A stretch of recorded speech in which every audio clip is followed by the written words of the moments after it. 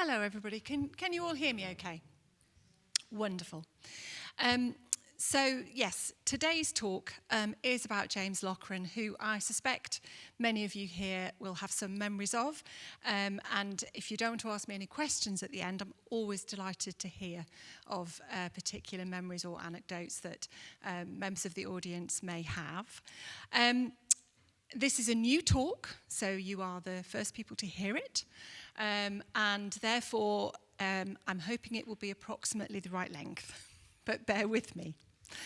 I've given it the title An Unsung Hallé Hero because my perception from my time at the Hallé is that he perhaps has not been given by the Hallé as much recognition as he perhaps deserves. And so, with the benefit of hindsight, I've tried to take a little look at his years in charge. The resources are all material that we have in the archive. So it is of necessity the official record, if you like. But most of it is from those years that he was in charge, and I've done my best to, sort of have a little look and extract some objective truths out of what we know. So, there he is. And I think one of the first things that we need to remember about James Loughran is that he had the truly unenviable task of stepping in to the very, very big shoes that were left when Sir John Barbirolli suddenly died in the July of 1970.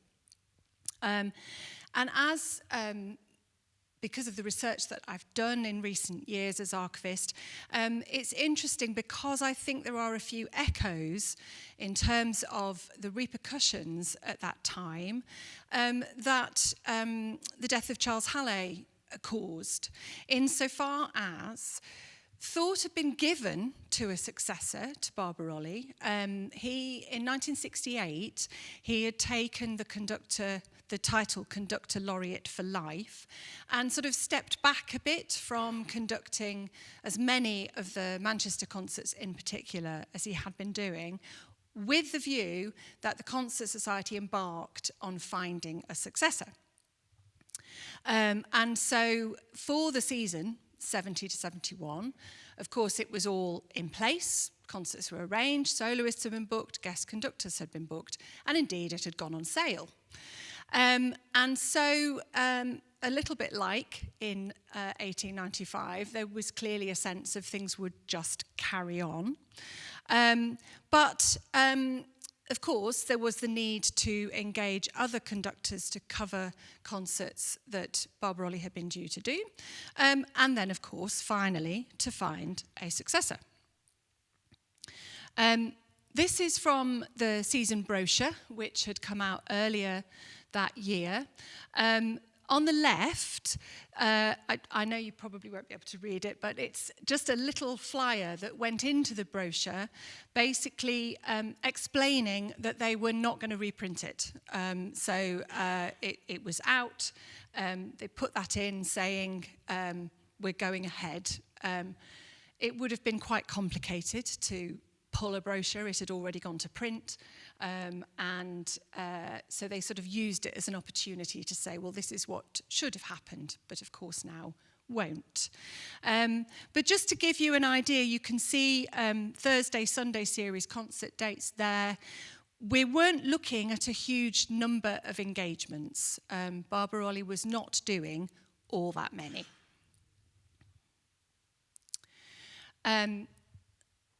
This gives you an idea of the content of the programmes. And I want you to particularly note the 15th of October, which was the Hallé Club Silver Jubilee concert, because that was one that was taken by James Loughran. To give you an idea of the impact on the administration, these little clippings here are from the schedule papers, which is like the orchestra diary, effectively, where they were going, what they were playing. And this is from the orchestra manager, who was the lovely Stuart Robinson at the time. They're from his working papers. So this is what came in as a result of the death of Barbirolli. So these are the sort of replacement for his concerts. And so those two that Loughran did, which were out of towns, those were also Barbirolli dates. And here, this wouldn't quite fit on the scanner, but just to the right-hand side, you can see there's the extra concert, which was the memorial one, the performance of The Dream of Gerontius, famously conducted by Maurice Handford, where Janet Baker sang and couldn't go on. So very much, you can't really see, but these are pasted over what was originally scheduled.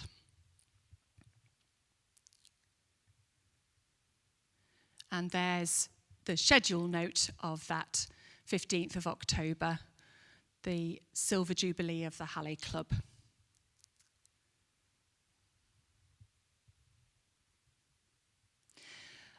So as all this was sorted, I had a little look through the executive committee, which is the equivalent of the board, and they had an emergency meeting on the 11th of August, and that dealt entirely with arrangements for the memorial concert with The Dream of Gerontius. Maurice Handford, of course, was formally titled Associate Conductor at that time. James Loughran had first conducted the Hallé in 1964, on the 11th of October, to be precise, and he'd made another appearance in 1967. But by the time he came and conducted this concert in October, he was under consideration as Sir John's successor. And you can see there is a little slightly scary photograph of him there, I've got to say. But there's a little bit of sort of biographical information, which you'd normally find in a programme, but the selection of the fact that it was the Hallé Club concert was significant because, you know, these are real nearest and dearest supporters for the Hallé. So it was quite an important one. So if we go back to the committee, at the 2 months later, so they were basically starting the sort of 71-72 season. That was when they were announcing that he would begin and take up his position. So in the December, that formal announcement was made. In the committee minutes on the 30th of November, it's really frustrating because they basically refer to an appointment being made, they've agreed with, and I kid you not, there's a blank space, comma, conductor, and that's it. And you know, negotiations have gone very well, and it's all in hand. And you think, oh, okay. But then on the following meeting, which is the 17th of December, he's there in person as the conductor, having been appointed. So, which just reminds you that minutes are very formal and for a very particular purpose, and they don't always tell you the whole story. So there'd been a press conference, which was on the 16th of December, and his appointment was announced at that. And so we're going to have just a little look at some of the press coverage that followed, which was universally very favourable.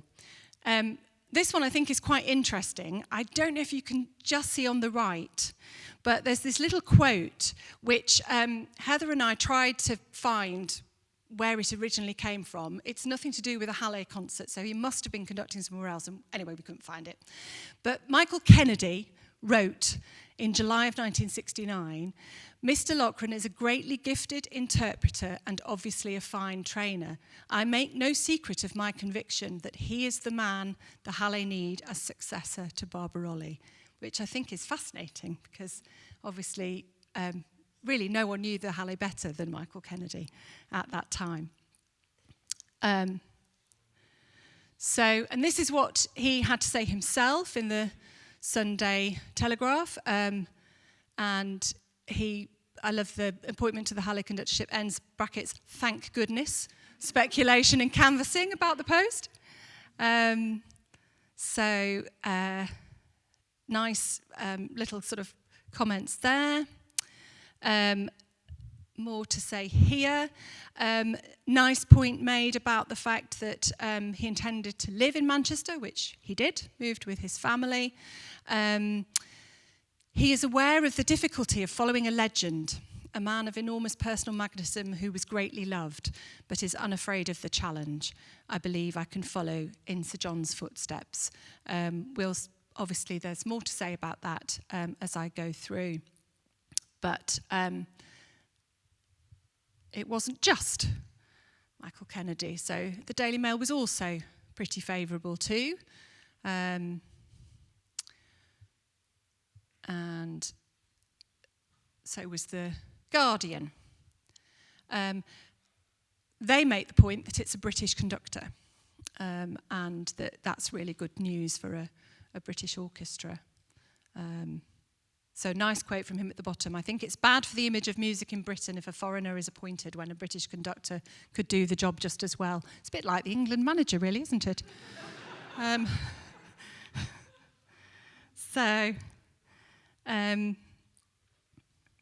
There was one slightly unfortunate consequence of the press conference, which was that it took place at the town hall, and so the town hall put it on their list of events for the day that they issued in the morning, and the MEN picked up on it and realised they were going to make an announcement about the conductorship.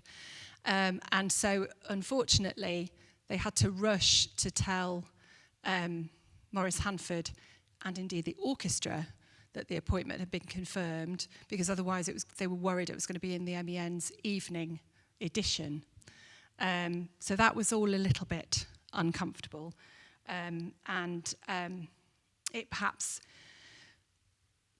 partly explained why Maurice Hanford asked to be released from his associate conductorship not too long after, because I think he was a little hurt by the way that had been handled, but it clearly wasn't deliberate. I think it was just an unfortunate coincidence. This is also rather nice, which is, there were a couple of these, a greetings telegram. This is quite nice from BBC Radio Manchester. There was another one which was from the Mayor of Southport. I'm not quite sure why. So on exactly the same greetings format. So whilst formally the appointment was running from September of 1971, it was made very clear that James Loughran would be very involved in planning the whole of the 71 and 72 season. And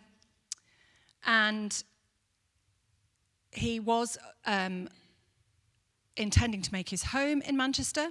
Just a little bit of additional background that you may not be aware of. He was, of course, Scottish, and he grew up in Glasgow. Like one or two other of our conductors, his first conducting experiences were, in fact, with opera. But he won a conducting competition in 1961, which was organised by the Philharmonia Orchestra. And before he came to the Hallé, he was conductor of the BBC Scottish Symphony Orchestra, which was a position that had also been held by Barbirolli. And as you will have worked out, if you heard me say he was born in 1931, he was quite young when he took up the position, which I'm not sure I'd particularly grasped, I have to say, having mostly seen photos of him taken sort of a little bit later on. He was of a very similar age to Barbirolli when he arrived. He was actually a little bit younger than Michael Balling, who was one of the other sort of younger men who took it on. So quite interesting. And the other thing that I sort of feel kind of personally, having just gone through a huge transition at the organisation, is that, you know, what the Hallé must have felt like and been like at that time was basically very, very shell-shocked. Most of the administration, a lot of the players had only known life under Barbirolli. That's, it's quite difficult to arrive in an organisation and take all that on. And I do think it's greatly to James Loughran's credit that he kind of embraced the opportunity to make some impact. So this is from the annual report and accounts for the 70 to 71 season, and you get a real sense of we've got through this year, and that's good. So there were inevitable changes, inevitable things which couldn't quite go ahead as they'd planned, but a nice little assertion at the bottom that no doubt about the future. The orchestra have responded quickly to Mr. Loughran's musicianship and enthusiasm, and they are rapidly reasserting their reputation. That's a scary photo. This is from the Hallé magazine, which was produced and sent to members of the club. So you can see heavily features in this edition.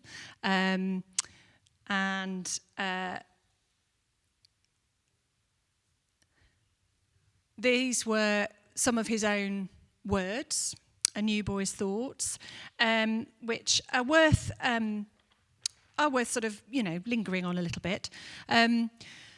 After 6 years conducting the BBC Symphony Orchestra for mostly unseen audiences, it is natural that I should be looking forward to the enthusiastic environment for which northern audiences are justly famed. Those of you who know the advantages of playing on a beautiful instrument will appreciate even more the desirability for a conductor to have an instrument like the Hallé. With the kind of sound this orchestra can produce and the calibre of the players it contains, the experience for me is doubly rewarding. I realise the enormous fund and warmth and goodwill towards me, and I value it deeply. In return, I hope that every Hallé concert proves a special occasion for you. In the same issue of the magazine, Neville Cardus wrote a piece called This Hallé Tradition, he said, "The succession of Hallé permanent conductors is impressive indeed and rather awe-inspiring to anybody entrusted to sustain it. Hallé himself, Richter, Balling, Harty, Barbirolli." So it's actually not many names when you think about it, because we had been around for over 100 years by this point. When Richter resigned, around about 1911, the Hallé Committee had the enterprise and the cash in hand actually to invite Richard Strauss to come to Manchester to occupy the vacant rostrum.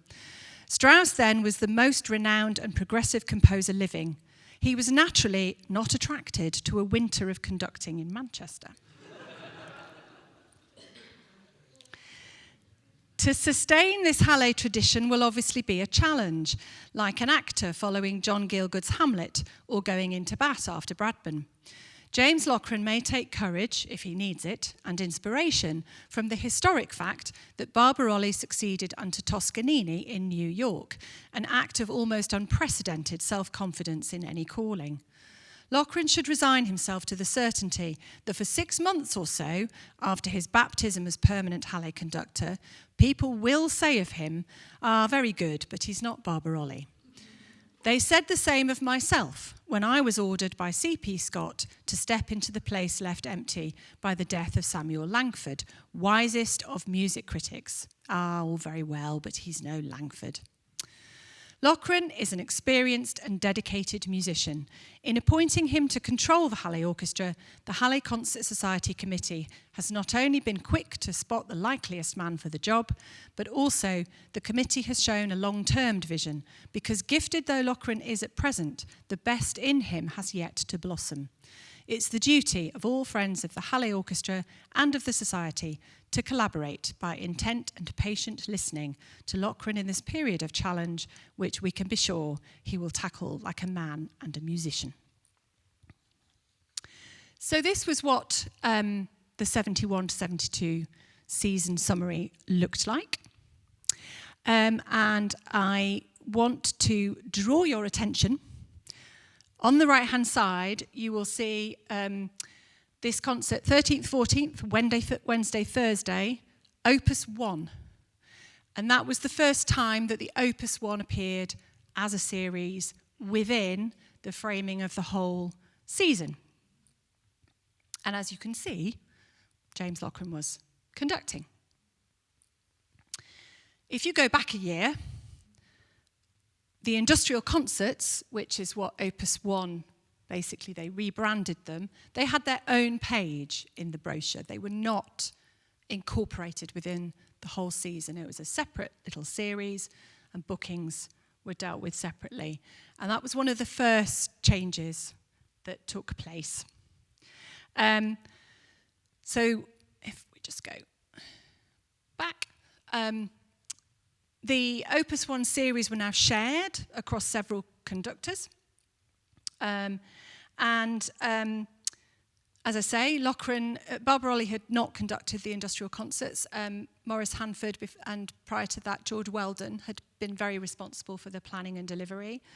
And Loughran also conducted at the Summer Proms concerts, which again was not a thing that Barbirolli had done.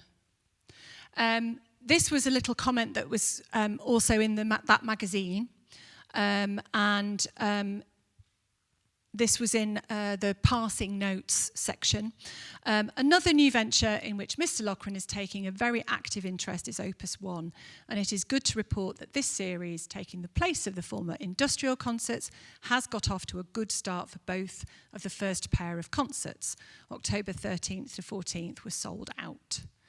It was good also to see the very evident enjoyment of the audiences and to note the large number of young children, another good augury for the future of the Hallé.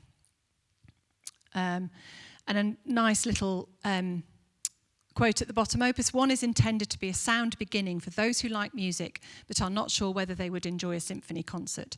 Opus 1 sets out to show them that they can. So. There was also a subtle rebrand in terms of the print.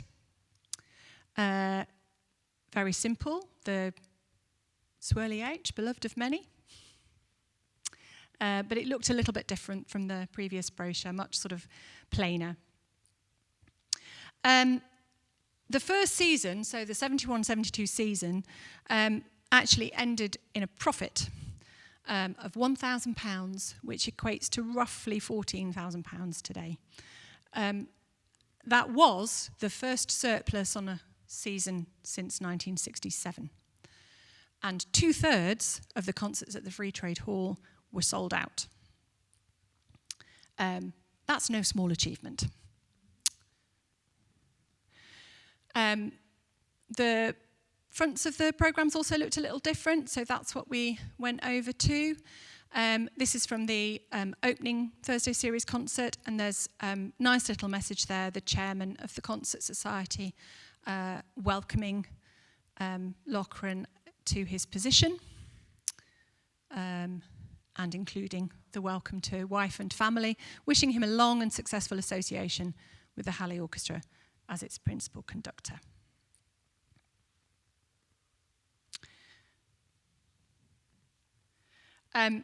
This is quite interesting because within that programme, which, as I say, is the first one, there's a piece of Berlioz, which we'll come back to later on because Loughran was very fond of Berlioz, which is a nice link with Charles Hallé.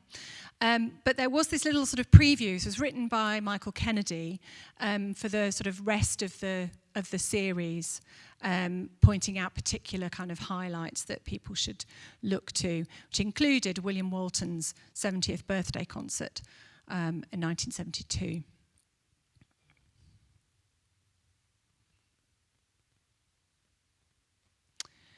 So for the following year, there are, again, there's information in the Hallé magazine, slightly less scary photo this time.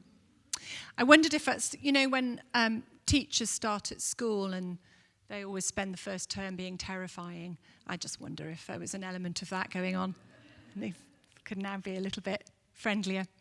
But this, I think, is interesting. During these first years with the Hallé, James Loughran is purposely restricting the time he spends away from the orchestra. Thus, he has been very selective about foreign engagements this season. And then it does talk about, these are obviously, this is him, not the orchestra, but his own sort of personal engagements. You'll note that he went to America. He was very, very keen for the Hallé to go on a US tour. It was one of his big ambitions. He did a more in-depth interview in this magazine. And one of the questions, which is just at the bottom, what about Edward Elgar? There is not much in the planned programmes. And he replied, I know that Elgar, like Berlioz, is a tradition with the Hallé, but you know his music was so associated with John Barbirolli, who did his pieces so well, that I thought I should take a year or two before doing any major pieces. I want to convince people of my own Elgar attachment, but I am in no hurry. There were some other interesting comments that he made in this interview. He was asked about contemporary music, and commented, I want to regard it on two planes. Firstly, on the international plane. Incidentally, I am particularly interested in Polish and Hungarian composers. And secondly, the Manchester School. I particularly want the Hallé to be fully a part of the music of the city and to interest itself in the music produced here. And he was asked, Manchester's public music is in your hands. You feel then that you have a duty towards young people in presenting some of the music which they regard as of their time. This is contemporary classical, I should say. We're not talking about anything else. But a tremendous duty. Music is a reflection of life as it is, and it should be reflected healthily in Manchester concerts. My biggest problem is finding time to do new music well. A lot of it is written with a new language. A Polish composer recently asked me to conduct the first performance of his violin concerto. To read it, I should have had to learn 30 new symbols.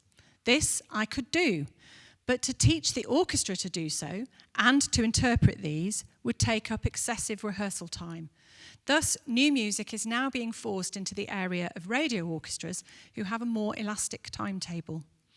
Young people, like little children, are receptive to new sounds, whereas we older ones listen to the kind of music we have been brought up with, and if it does not measure up to what we know, we naturally suspect it. I'd like a healthy state where 20th century music stands alongside the rest.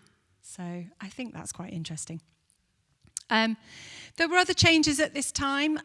Martin Milner was now co-leading with the late Michael Davis, and Ronald Frost was the new chorus master. 472-3, Loughran conducted 23 of the 44 concerts that were presented, including, there's a reference to it in this interview, a concert performance of Berlioz's Beatrice and Benedict, which was in association with the 69 Theatre Company, which is the forerunner of the Royal Exchange. Lots of you nodding. I didn't know that.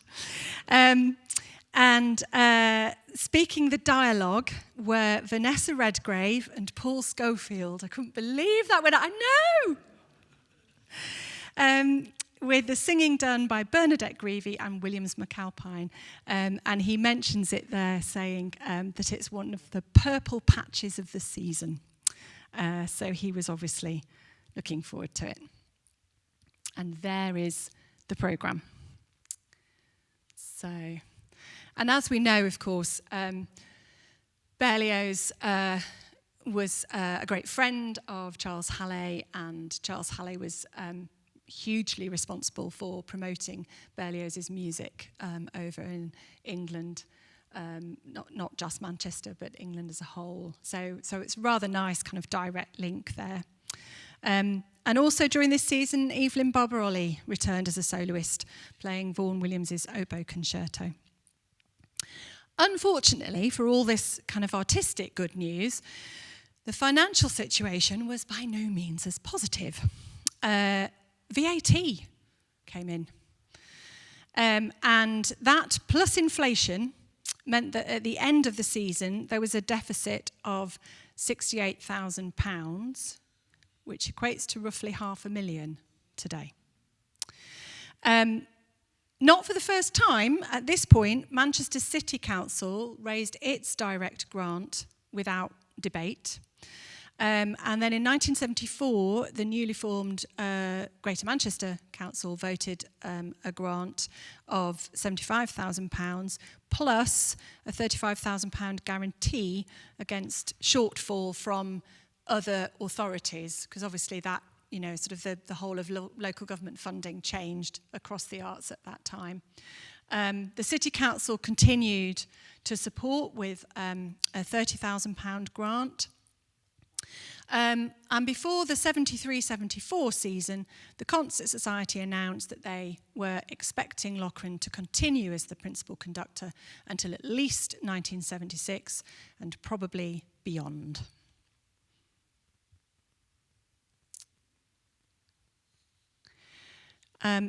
Here we have the performance of Elgar's Symphony No. 1, so our symphony.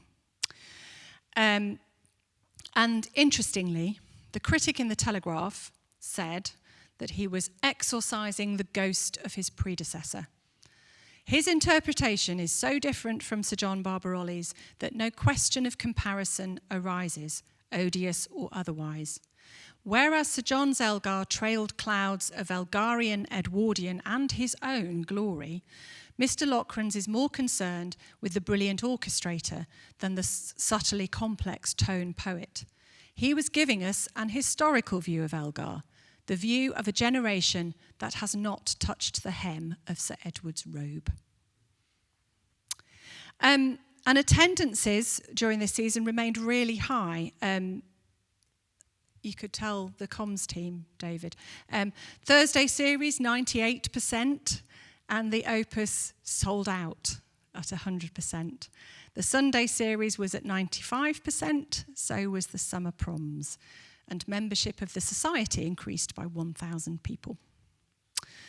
It was also at this point that we returned to commercial recording with EMI and Classics for Pleasure. The first release was Rachmaninoff's Second Symphony, and that same work was also chosen to open the 74-5 season in both Manchester and in London. And the critics were really impressed. They called it a magnificent interpretation, resplendent and an assured performance. So Loughran's first 5 years ended with a profit on the 75-6 season of over £10,000, and earned income was spectacularly high, despite an increase on ticket prices of 30% across the time. Our chief executive at that time, Clive Smart, should be credited with his success in making the orchestra more commercially successful. And incidentally, he was the first administrator to receive a Hallé 20-year long service medal. However, commerciality and financial success came at a bit of a price. And at this time, there was a lot of criticism of the Free Trade Hall, not just from the Hallé, but from audiences. Pressure was growing in the press and locally for Manchester to have a proper concert hall. And the incoming chairman of the Concert Society, Rex Hilson, had set it out early on as one of his aspirations. Of course, we know how long it took to come to fruition. Those financial constraints did impact the programming, and there was also criticism for Hallé programmes being a bit too cautious at this time, which I think annoyed some in the administration because they felt, well, we do have to balance the books. It's always a question of, you know, how much do you do that you know people will really, really want to come and see, and how many risks do you take with new repertoire and things that people are less familiar with. So by the time we get to the new decade, so across the 70s, the orchestra personnel had increased from 93 to 100. But the annual cost of maintaining the orchestra had risen from £350,000 annually to 1.5 million, roughly 4 million in today's money. The membership stood at 4,000, and we had 12 regular concert sponsors. During the 76-77 season, Loughran conducted 3 Mahler symphonies, the 4th, 5th and 9th, and more British composers. Elgar's Cello Concerto with Joan Dixon as soloist, the 2nd of Elgar's symphonies, and The Dream of Gerontius. Vaughan Williams' Symphony No. 6, and there was a celebration of Walton's 75th birthday with a concert that included both symphonies and the violin concerto. And there is the programme page for that one. Where Loughran really had a growing reputation was for Beethoven. And the Telegraph review of our concert in January of 77, where the 7th Symphony was performed, said the great strength lay in the conductor's ability to take the overall view both of individual movements and of the entire symphony. The rhythmic drive and control never faltered. And the series of recordings, the Hallé under Loughran recorded all of the symphonies, and all of those recordings were extremely well received, and there are still plenty of people who rate them very highly as Beethoven interpretations. Richard Osborne, reviewing the Eroica recording in the gramophone, wrote that Loughran's Beethoven was already complex, emergently great. Time and time again, Loughran's integrity and his fine sense of detail lead him to unearth points of structure, points of drama, and points of beauty, which make for genuinely fascinating Beethoven interpretation. As the decade wore on, programmes were increasingly criticised for their predictability. More work started being repeated within a season, so some Thursday repertoire was repeated the following Sunday. This was very much dictated by economic necessity as much as anything. Kinder criticism used the word cautious rather than predictable. In 77-78, Loughran announced his appointment as chief conductor of the Bamberg Symphony Orchestra, and in 78-9, he did not conduct quite so many concerts for the Hallé in Manchester as the audience might have liked. However, at this point in time, we were busy planning for the 125th anniversary of the founding of the orchestra. And so the 1980-81 season started at the RNCM with Maurice Handford conducting rehearsals, performances and discussions to select a composer for a commission to mark the 125th season. The judges were Paul Patterson and John McCabe, in addition to Maurice Handford, and they chose Gary Carpenter. And his work, Amethyst Deceiver, was performed on the 9th of December in 1982. Incidentally, the 1980-1 season was the first to feature a certain Mark Elder as a guest conductor. Oh no. Also, in early 81, the orchestra made a return visit to Hong Kong for the festival. They'd made the first visits in the 1970s. And we have some wonderful stuff from the 70s tours, not so much from the 81, but this is really rather beautiful. And I love this one. You know.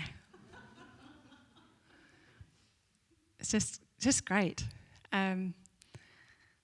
So that is a sample program from one of the Hong Kong concerts.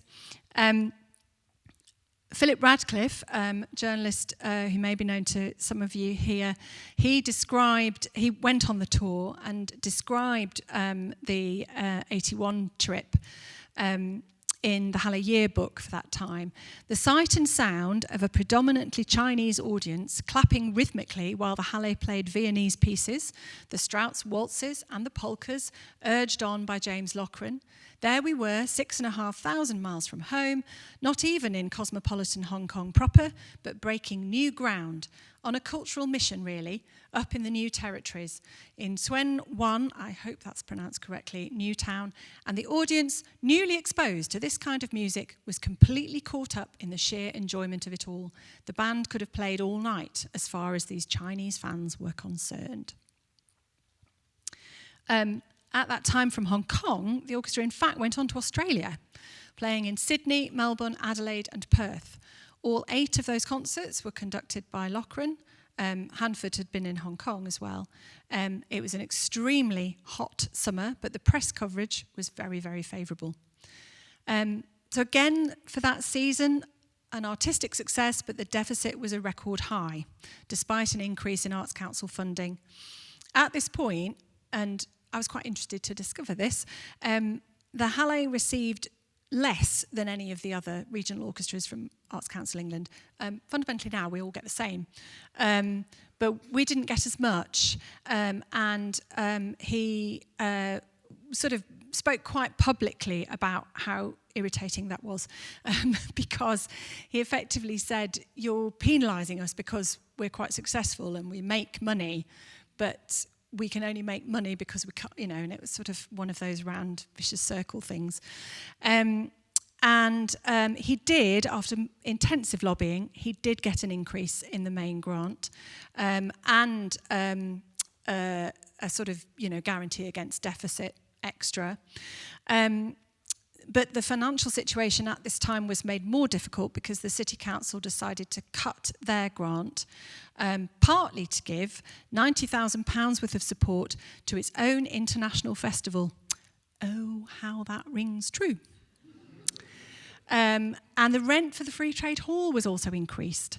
So as a direct result of that, there was one less summer prom concert, and there were fewer concerts in the 1982-3 season overall, which was our 125th, so that was a bit of a shame.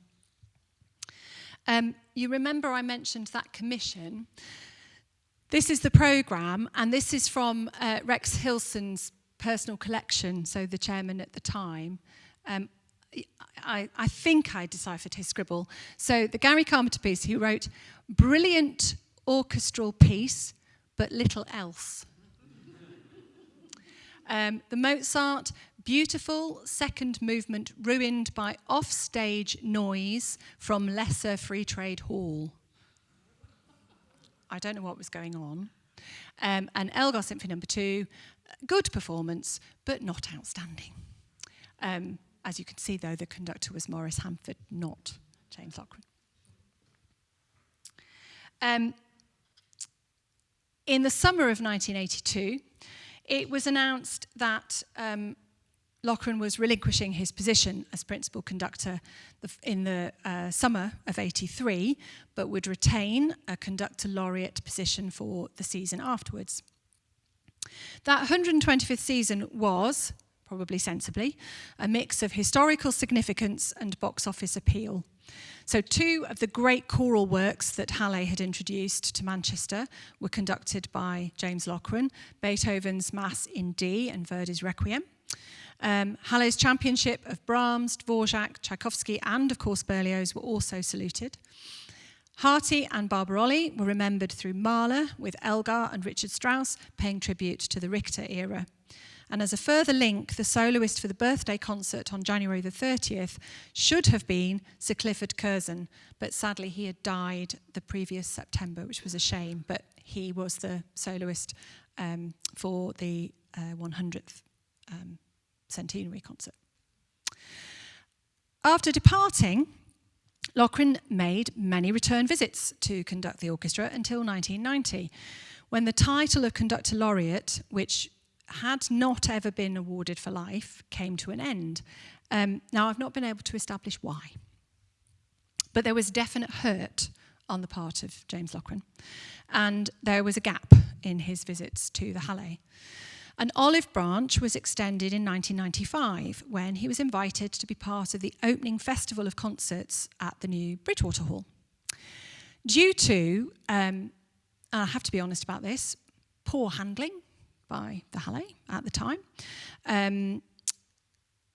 by the time sort of firm dates were offered, Loughran was already fully booked, so he couldn't come for the opening festival.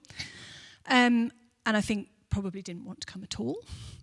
There's a rather fine conciliatory letter sent by fax from Kent Nagano, saying how much he really hoped that he would be part of the opening season at the new hall. And that meant that new dates were arranged in the April of '97. So here is the page from the programme for that concert. So the programme was Taverners, the Protecting Vale and Walton's Symphony No. 1. And those were Loughran's choice for that programme. And there does seem to have been a bit of a rapprochement and better feeling on all sides after this, but sadly he did not return to the podium again.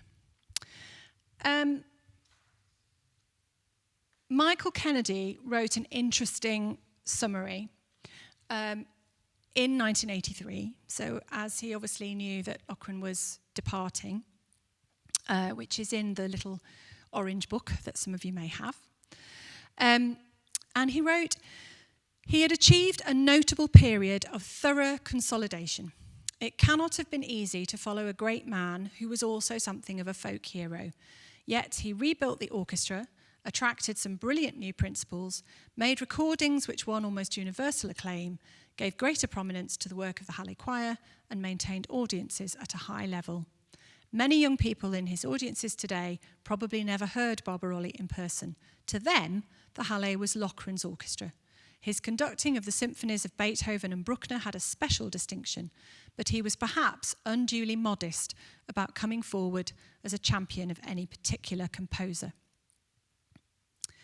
I would add, and I'm obviously further removed from all of this in terms of time, that I think what was asked of him was a really big ask, and I think he delivered over and above what was required. I think he has left a legacy of great recordings and an audience based on the interactions we have on social media with Throwback Thursday. Whenever there are references to concerts conducted by him, we get a little flood of comments about what a lovely conductor he was and how fond people's memories are of those concerts. I think during his tenure, the Hallé really cemented a position as a cultural ambassador for the city. We secured wider local authority support for the most part in extremely challenging economic conditions. And his audience figures, and let's remember the Free Trade Hall was the same size as the Bridgewater. We're not talking about somewhere that was smaller. I mean, we would love to have that sort of box office today. So I think he's more of a hero than we do give him credit for. So I hope in a very small way today, I shall start redressing that balance a little bit. Thank you very much.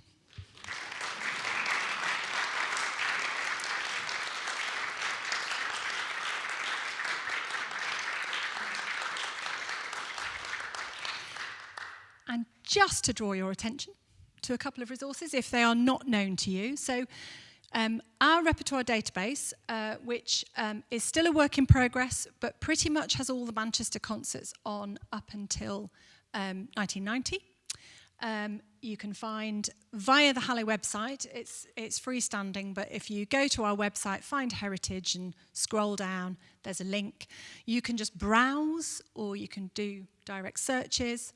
And the catalogue of the material in our archive that is catalogued is available on Connecting Manchester's Music Archives database, which can be found on the Manchester Digital Music Archive website. They host it for us.